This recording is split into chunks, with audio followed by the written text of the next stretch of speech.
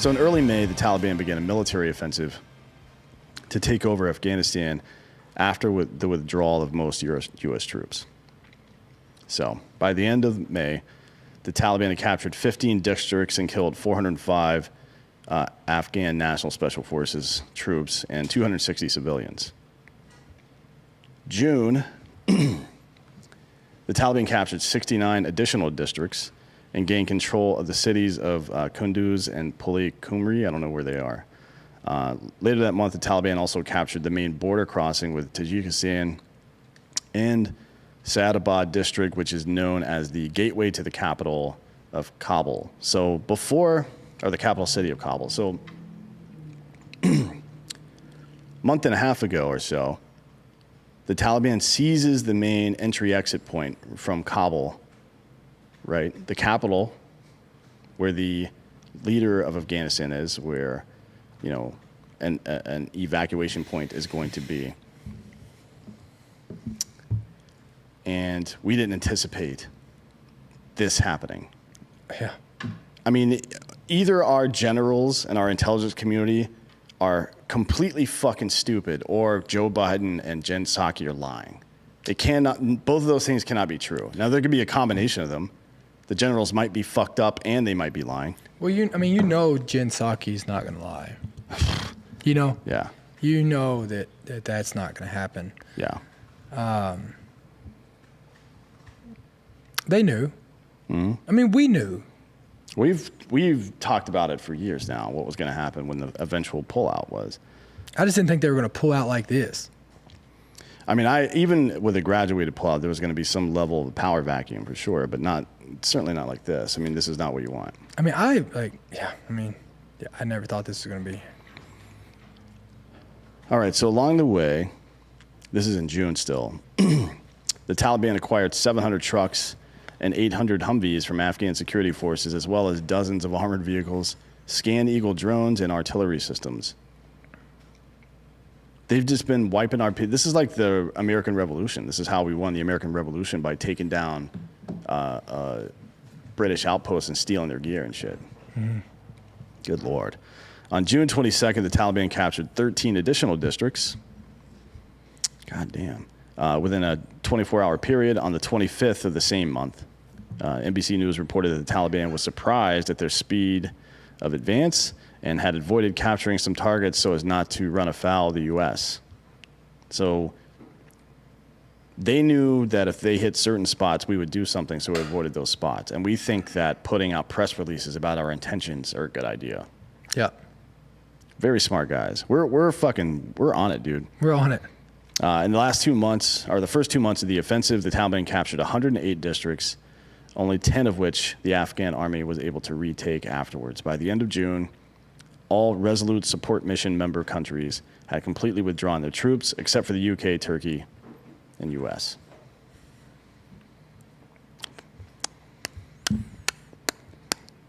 Yeah. Good stuff.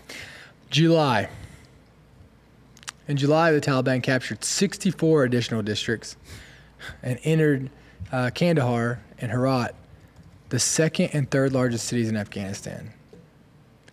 Early in July, 1,500 Afghan soldiers deserted their post and fled into Tajikistan. Now, I will tell you this. I talked to some leadership over there, and the soldiers were ready to fight, but their leadership told them not to fight. Mm-hmm. The leadership told them not to fight. The leadership of the Afghan army? Of the Afghan National Army. An additional 300 troops crossed the border into Iran. On July 8th, a video was posted on TikTok in which Afghan soldiers executed a villager for allegedly assisting the Taliban. In the video, the man is beaten by fellow villagers before being forced to sit on an explosive device, which was then detonated. Damn. Hell yeah. That's pretty brutal. Jesus. Who would even do that? Sit on this bomb. Boom. Spokesperson for the Afghan Ministry of Defense has denied the incident ever took place, despite video evidence. On July 10th, the Taliban captured Punjabi district in Kandahar province, as well as the border crossings of Turgundi in Turkmenistan and Islam Kala with Iran. So now they control into two of the major areas in Afghanistan. The Taliban now controls, at this point, this is mid-June, they control 148 of the 421 districts in Afghanistan, and excuse me, and two of the major throughways in and out of the country, right, where people would flee should they need to. Like if, let's say, not necessarily Iran, but certainly Turkmenistan, if there were U.S. special operators trying to extract somebody, that would be a place they might go. On July 28th, the delegation from the Taliban met with Chinese Foreign Minister Wang Yi, which is a hilarious name, who pledged the People's Republic of China's support for the Taliban on the condition that they cut ties with the East Turkestan Islamic movement. Interesting. Wang Yi said they promised to, quote, bring the Taliban back into the political mainstream. I mean, they were never in the political mainstream. Nobody knew they existed until Osama bin Laden fucking organized that shit, and then we just annihilated them for a while. Anyways, by the end of July, the Taliban had invaded the capitals of both Helmand and Herat provinces. Herat. Taliban militants also took control of the road between Herat International Airport and Herat City, although the government remained in control of the airport itself. That's the problem. This is how you know that it isn't just the incompetence of the Biden administration, it is also our military commanders. Controlling an airport doesn't mean shit if you don't control the road to the airport. Controlling an area of the country doesn't mean shit if you're cut off from your fucking supply line, brother. That's how that works. That's another way that the fucking U.S. won the Revolutionary War, because they were able to interrupt the fucking ground supply lines of the British. And the French Navy was able to do that by having a blockade, right? That's how we fucking won. Literally our own revolution, and the generals who actually have to go to school to study military history are like, I don't know what's happening, man. What a fucking imbecile. Jesus Christ, these people fucking suck. I don't want to hear anything good about any general officer in the United States military for a while. I think we need about a 6-month moratorium on that before I hear Milley talking about how he wants people to be more inclusive. Taliban government's going to be inclusive, isn't it? While they're dragging fucking people out of their homes and murdering them, you stupid cunts. All right, I'm calm. Between August 1st and 2nd, the Afghan army fought the Taliban on the outskirts of Lashkargah, Lashkargah, what is this? Lashkargah.